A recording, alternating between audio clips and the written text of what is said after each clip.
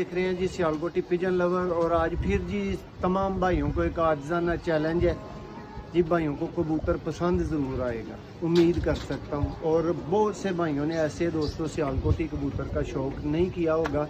ये 19 साल पुराना दोस्तों कबूतर मेरे हाथ में पकड़ा हुआ है। आँख आपको दिखाएंगे कि आपको मज़ा आए पूरा। देखें जी दोस्तों, हुसन भाई को नीली अखां दे विच कबूतर होण, मोतियां वाले चूहे फुल नीली है दोस्तों। देखो हुसन भाई कोई जालीदार अख होए, देख लो दोस्तों, हर चीज़ मौजूद है। ये दोस्तों 19 साल पुराना सियालकोटी कबूतर है। पर कुंदे का शौक़ करें, आप दाद दिए बगैर नहीं रह पाएंगे। देखें ये इसकी टेल है, ये दोस्तों इसका पंजा खुश्क और जामनी, ये इसका फ्रंट है। वीडियो पसंद आए दोस्तों लाइक करें, शेयर करें और चैनल को सब्सक्राइब